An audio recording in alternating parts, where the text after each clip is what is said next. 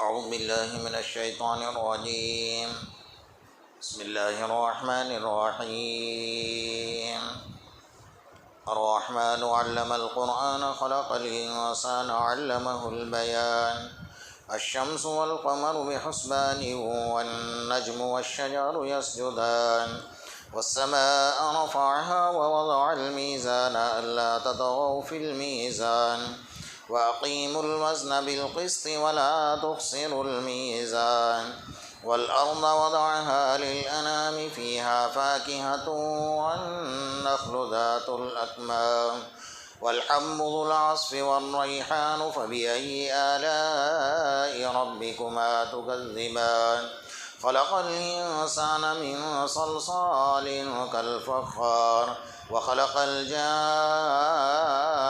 من مارج من نار فبأي آلاء ربكما تكذبان رب المشرقين ورب المغربين فبأي آلاء ربكما تكذبان صدق الله المولانا العظيم.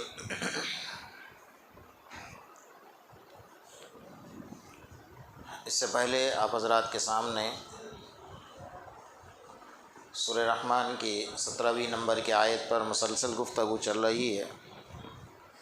رب المشرقین و رب المغربین. بات یہ عرض کی گئی کہ اس پروردگار عالم نے ہر انسان کا ہر چیز کا ایک جوڑا بنایا ہے اور انسان کا بھی جوڑا بنایا.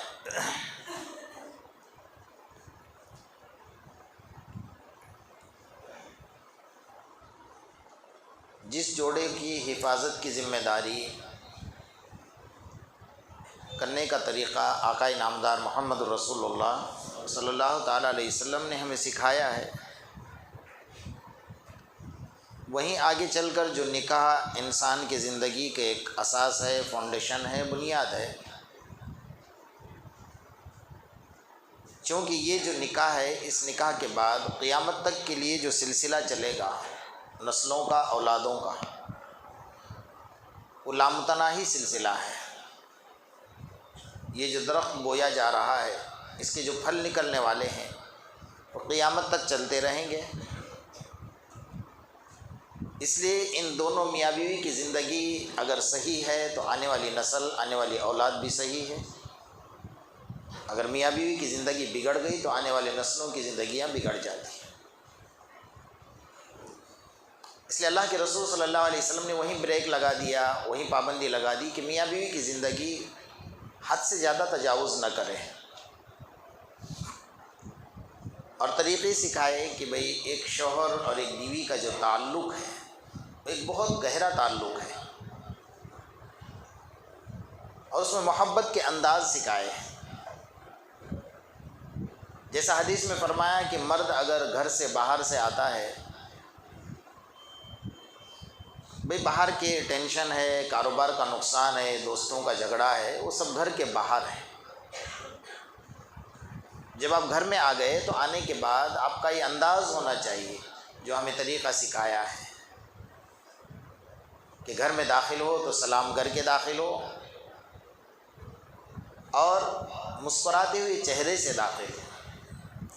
حدیث میں فرمایا کہ جب شوہر مسکراتا ہے اور بیوی اس کو دیکھ کر مسکراتی ہے تو میرا اللہ بھی مسکراتا ہے کہ میرا بنایا ہوا جوڑا ہے اور بڑے خوشی سے زندگی گزار رہا ہے، تو میرے اللہ کو بھی خوشی ہوتی.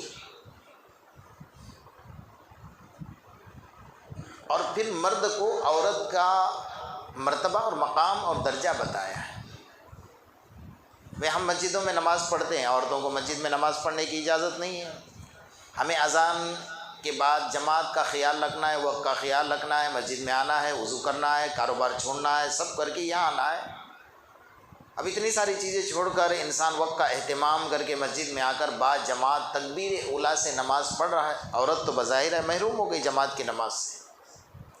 میرے آقا محمد الرسول اللہ صلی اللہ علیہ وسلم نے فرمایا، جب صحابی آ کر سوال کر اللہ کے رسول ہم تو محروم ہو گئے، ہم تو جنگ کے میدان سے محروم ہیں، ہم تو جماعتوں کے نماز سے محروم ہیں، تو مرد تو ہمارے سے آگے بڑھ گئے، ہمارے نیکیوں کا کیا؟ اللہ کے رسول صلی اللہ علیہ وسلم نے فرمایا ایک مرد جب تکبیر اولیٰ سے مسجد میں نماز پڑھتا ہے، سنتوں کا، نوافل کا، مستحبات کا اہتمام کر کے نماز پڑھتا ہے، جتنا ثواب اللہ اس کو وہاں دے گا اتنا ثواب تجھے اپنے گھر کے مصلی پر عطا فرمائے گا۔ عورت کو بتایا، فرمایا ایک چیز تو جگہ پر اٹھا کر صحیح رکھتے، ایک چمچ نیچے گری ہے، وہ چمچ اٹھا کر تو اگر صحیح جگہ پر رکھ دیتی ہے، اللہ تیرے نامہ اعمال میں ایک نیکی لکھ رہا ہے۔ اس کو بتایا طریقہ۔ تو گھر میں جھاڑو دے رہی ہے تو فرمایا تجھے تیرے نامہ اعمال میں اللہ نیکی لکھ رہا ہے۔ تو گھر میں اگر برتن صاف کر رہی ہے، تیرے نامہ اعمال میں اللہ نیکی لکھ رہا ہے۔ ایک چیز یہاں سے اٹھا کر وہاں رکھ رہی ہے، تیرے نامہ اعمال میں اللہ نیکی لکھ رہا ہے۔ اور آگے چل کر کیا فرمایا، ایک مرد مجاہد اسلام کی حفاظت کے لیے سرحد پر کھڑا ہے، اپنی جان کی بازی لگا کر کھڑا ہے، اسے پتہ نہیں میں کب شہید ہو جاؤں گا اللہ کے راستے میں، میری گردن کب کٹے گی اللہ کے راستے میں۔ وہ سرحد پر کھڑا ہے، پروٹیکشن کے لیے، حفاظت کے لیے کھڑا ہوا ہے۔ فرمایا رات کے اندھیرے میں بھی، دن کے اجالے میں بھی کھڑا ہے، 24 گھنٹے کھڑا ہے۔ جو اس مرد کو ثواب دیا جا رہا ہے، تیرا بچہ رات میں نیند سے اٹھا اور اٹھنے کے بعد تو نے اس کو دودھ پلایا یا اس کی گندگی کو صاف کیا، تو جو اس مرد مجاہد کو ثواب دیا ہے، تجھے بستر پر وہ ثواب اللہ عطا فرما رہا ہے۔ اسلام نے طریقہ بتایا۔ ہماری عورتیں اس چیز کو جانتی نہیں اور مرد بھی نہیں جانتے، اور جانتے وہ تو بیچارے چھپائیں گے، کہیں گے اس کو کہاں سر پر چڑھائیں گے، بول کروائیں گے۔ ہمارا ماحول ایسا ہے نا۔ اس کو بتاؤ کہ تم گھر میں بیٹھ کر کتنا ثواب کما رہی ہو، تیرے زبان پر اگر اے کاش کہ برتن دھوتے ہوئے، کپڑے دھوتے ہوئے، بچوں کو دودھ پلاتے ہوئے، گھر کی صاف صفائی کرتے ہوئے اگر تیری زبان سے سبحان اللہ، الحمدللہ، اللہ اکبر نکلے تو نور نالا نور ہے۔ اس کا درجہ بتایا، اس کا مرتبہ۔ عورت نکاح کے بعد، ابھی دیکھیے جو بے نکاح ہے، اس لیے آدھا ایمان جو کہا نا کہ النکاح نصف الدین فلیتق اللہ فی النصف الباقی، کہ نکاح آدھا دین ہے، یعنی نکاح سے پہلے وہ ادھورا ہے۔ اب نکاح کے بعد کیا ہو رہا ہے، نکاح سے پہلے ایک نماز پڑھتا تھا، اسے ایک نماز کا ثواب مل رہا تھا، نکاح کے بعد اب نماز پڑھ رہا ہے، اسے 25 نمازوں کا ثواب مل رہا ہے، ایک روایت میں 21 نمازوں کا ثواب مل رہا ہے۔ عورت بیٹھے بیٹھے گھر میں نیکیاں کما رہی ہے، مرد باہر نیکیاں کما رہا ہے۔ فرمایا عورت کو حمل رہا، حمل رہنے کے بعد جیسے اس کو حمل رہتا ہے، فرمایا اب تک کہ اس کے جتنے گناہ تھے اللہ سب معاف کر دیتا ہے۔ یہ بشارت اللہ کے رسول صلی اللہ علیہ وسلم نے فرمائی۔ اور عورت جب بچے کو جنم دیتی ہے تو فرمایا جیسے اس نے بچے کو جنم دیا، بچہ پیدا ہوا، اللہ نے اس کی مغفرت کا اعلان کر دیا۔ یہ مرتبے دیے اسلام نے۔ ہم اس چیز کو جانتے نہیں، ہم نے عورتوں کو بتایا بھی نہیں کہ بھئی کیا طریقہ ہے۔ اب اصل بات ہے کہ ہماری نسلوں کا کیا کریں۔ سب سے بڑا مسئلہ تو وہ کھڑا ہے ہمارے سامنے۔ ہم تو برباد ہو گئے، ہم تباہ ہو گئے، ہمارا معاشرہ برباد ہو گیا، ہماری نسل کیسے ہاتھ سے نکلے گی، ہماری نسلوں کو ہم کیسے بچائیں گے؟ کیونکہ ہمارے اور ہمارے نسلوں کے پیچھے سارا کفر ایک ملت بن کر کام کر رہا ہے۔ ان کے ایمان کو لوٹ لو، ان کے ایمان کو کمزور کر دو، اور کر دیا ہے۔ کرنے کی بات نہیں، کر دیا ہے۔ آپ پچھلے 50 سال کا مطالعہ کیجئے تاریخ کا، اور یہ 5 سال 7 سال کا مطالعہ کیجئے۔ پچھلے 50 سال میں اتنے معاشرے کے اندر گندگی، عریانیت، ننگاپن، بے پردگی نہیں تھی جتنا اس 5-7 سال کے اندر پھیلی ہوئی ہے۔ آپ تاریخ اٹھا کر دیکھ لیجیے۔ اور یہ سب نحوست ہے کس کی؟ کچھ آپ بھی تو مدد کرو میری، موبائل کی ہے نا؟ آپ نہیں بولیں گے؟ میری کتنی بہنیں تہجد سے محروم ہو گئی، میرے کتنے نوجوان اللہ کا قرآن پڑھنے سے محروم ہو گئے۔ یہ یہودیوں کی چال ہے، یہ سازش ہے۔ انہیں پتہ ہے کہ ہم ان کا قرآن نہیں چھین سکتے، ان کے گھر میں جا کر ہم انہیں نہیں کہہ سکتے بھائی قرآن پڑھنا چھوڑ دو۔ ان کا کہ ایسی چیز ان کے ہاتھ میں دو کہ اس میں لگا رہے گا تو اللہ کا قرآن بھول جائے گا، نمازیں بھول جائے گا، سب کچھ بھول جائے گا، بھول گیا۔ اللہ ہمارے نسلوں کے ایمان کی خیر منائے اور ایمان کی سلامتی نصیب فرمائے۔ اصل مسئلہ ہے اولاد کی تربیت کا۔ آپ خوش مت ہونا، قرآن نے بہت عجیب انداز میں بات ارشاد فرمائی ہے۔ قرآن کیا کہہ رہا ہے؟ قالوا ربنا انا اطعنا سادتنا وکبراءنا فاضلونا السبیل. میدان محشر لگ گیا، اولاد آ گئی، ماں باپ بھی آ گئے.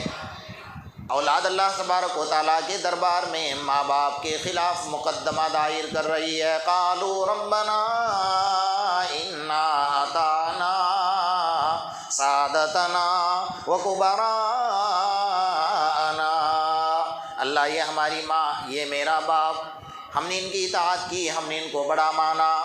فَأَضَلُّونَا السَّبِيلَ، انہوں نے ہمیں گمراہ کر دیا. دنیا کی اعلیٰ تعلیم ہمیں دلائی، بڑی بڑی ڈگریاں دنیا کی دلا دیے، لیکن کبھی نماز کا طریقہ نہ سکھایا، کبھی قرآن نہ سکھایا، کبھی دین کی بات نہ سکھائی، کبھی ہاتھ پکڑ مجھے نماز کے لیے مسجد میں نہ لے گیا. فَأَضَلُّونَا السَّبِيلَ، اس ماں اور اس باپ دونوں نے مل کر مجھے گمراہی کے راستے پر ڈال دیا. میرا باپ بڑا سینہ چوڑا کر کے چل رہا ہے کہ میرا بچہ انجینئر ہے، میرا بچہ آرکیٹیکٹ ہے، میرا بچہ ڈاکٹر ہے. اس کو پوچھے تیرے بچے کو پیشاب کرنے کا طریقہ بھی یاد ہے کہ نہیں ہے؟ یہ میرے آقا محمد الرسول اللہ صلی اللہ علیہ وسلم نے طریقہ سکھایا ہوا. قربان جائیے، کوئی مذہب ایسا نہیں کہ جس نے ناخن کاٹنے کا طریقہ بتایا ہو، پیشاب کرنے کا طریقہ بتایا ہو، کپڑے اتارنے اور پہننے کا طریقہ بتایا ہو. یہ پاکیزہ مذہب ہے، اس سے بڑھ کر کوئی مذہب ہی نہیں ہے دنیا کے اندر. وہ ماں باپ کے خلاف قیامت میں اللہ کے دربار میں مقدمہ ہے. قرآن کی آیت ہے، قرآن کہہ رہا ہے فَأَضَلُّونَا السَّبِيلَ، ان ماں باپ نے ہمیں گمراہ کر کے رکھ دیا تھا. دنیا بھر کا پیسہ خرچ کیا، کالج میں پڑھایا، بنائی، ڈاکٹر بنائی، اچھی بات ہے، ہونے چاہیے، انجینئر بنائی، آرکیٹیکٹ بنائی، لیکن دین غالب ہونا چاہیے. اس کے بعد دین کے دائرے میں رہ کر آپ کا ڈاکٹر کام کرنا چاہیے. اس کے اندر انسانیت مر چکی ہے. آج جو کام مافیا نہیں کر رہے وہ کام ڈاکٹر کر رہے ہیں، کیونکہ اس کے اندر انسانیت نہیں ہے نا، انسانیت ختم ہو گئی ہے. پہلے اس کو انسان بناؤ، اس کے بعد اسے جو بنانا ہے بناؤ. انسان اسلام بناتا ہے اور کوئی مذہب نہیں بناتا ہے. اس کے بدن کا خون اگر نکلے گا تو اس کے بدن میں خون جلنا چاہیے کہ کسی کے بدن کا خون میں نے نکالا ہے. اس کے دل میں درد ہونا چاہیے، تب وہ انسان ہوگا، تب درد ہوگا، اس کے بغیر نہیں درد ہوگا اس کے دل. سب کچھ بناؤ، دنیا کی اعلیٰ سے اعلیٰ ڈگریاں اس کو دلاؤ، لیکن پہلے اس کو دین کا لبادہ اڑا دو کہ بھئی دین کے دائرے میں رہ کر سب کچھ حاصل کر لے. کوئی منع نہیں اسلام میں. آج ہے دنیا میں بڑے بڑے ڈاکٹر ہیں. میں حیدرآباد میں تھا، 7 سال حیدرآباد میں رہا. کا آپ نے نام سنا ہوگا، تبلیغی جماعت سے جڑے ہوئے کرنل امیر الدین صاحب بول کے، امریکہ کی جماعت کے امیر تھے پورے امریکہ میں. ان کو اللہ نے مرتبہ دیا تھا. انہوں نے بیٹھ کر ان کی کارگزاری سنائی تھی کہ میں ایک ہندو گھرانے سے ہوں، میں مسلمان نہیں تھا، لیکن اللہ نے مجھے جماعت کے کام کی برکت سے مسلمان بنایا. انہوں نے جو عجیب عجیب باتیں بتائی تھی نا کہ میرے پاس وقت نہیں اتنا کہ میں آپ کو بتاؤں، کبھی موقع ملے گا تو بتاؤں گا.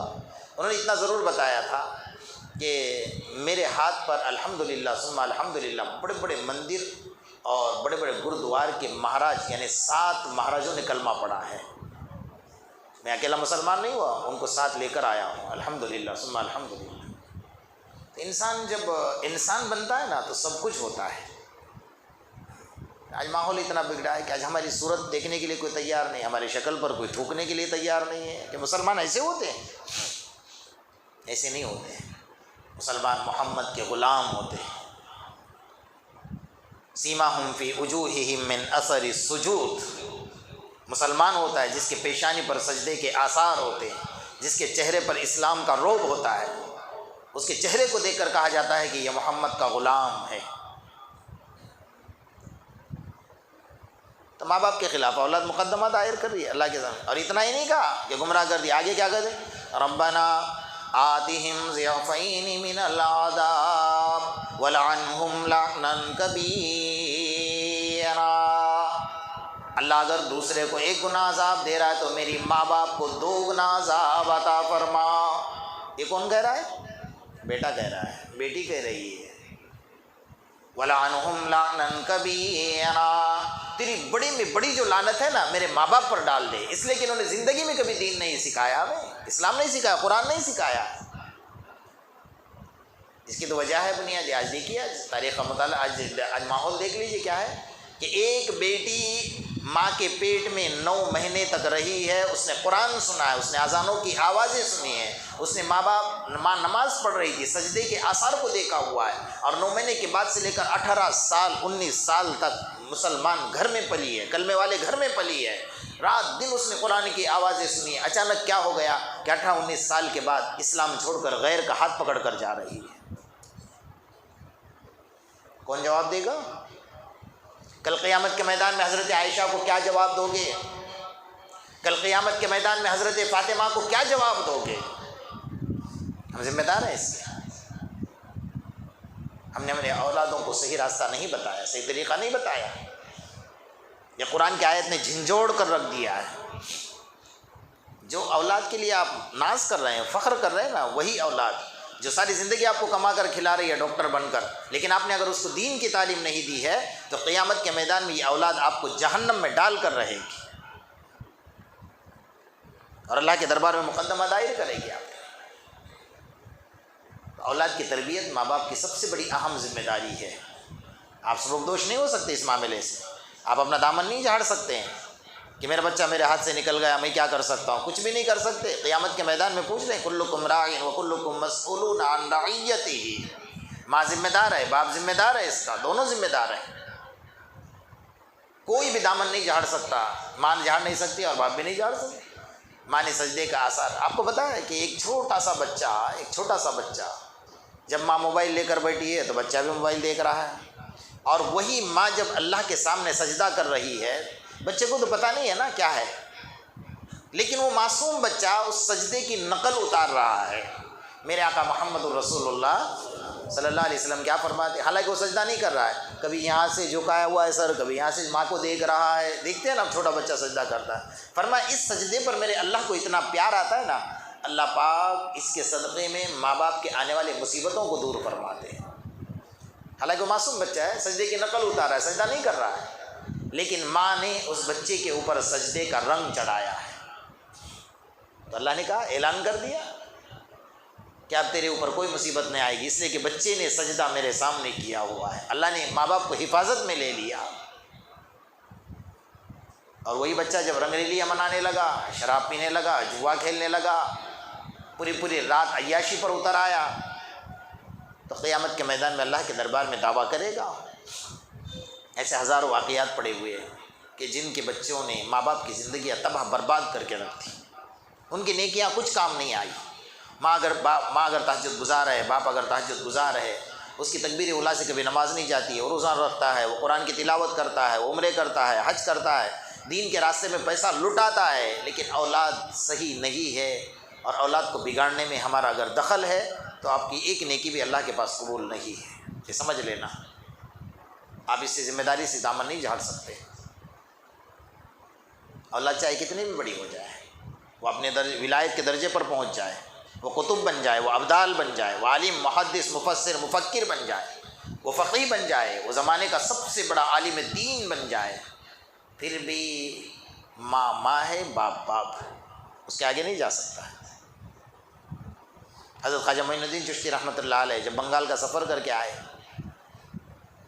80,000 لوگوں نے آپ کے ہاتھ پر اسلام قبول کیا ایک سفر میں. کتنے لوگوں نے؟ 80,000 لوگوں نے ایک سفر میں آپ کے ہاتھ پہ اسلام قبول کیا، اور 7 لاکھ لوگوں نے بیعت توبہ کر لی. تو جب واپس آئے تو بڑے خوش تھے. ماں نے پوچھا کہ بیٹا کیا ہوا، بڑے خوش نظر آ رہے ہو؟ کہا کہ امی جان بڑی کامیابی ملی مجھے. کہا کیا ہوا؟ کہا کہ 80,000 لوگوں نے میرے ہاتھ پہ کلمہ پڑھ لیا اور 7 لاکھ لوگوں نے میرے ہاتھ پہ بیعت توبہ کر لی ہے. مجھے بڑی خوشی ہو رہی ہے.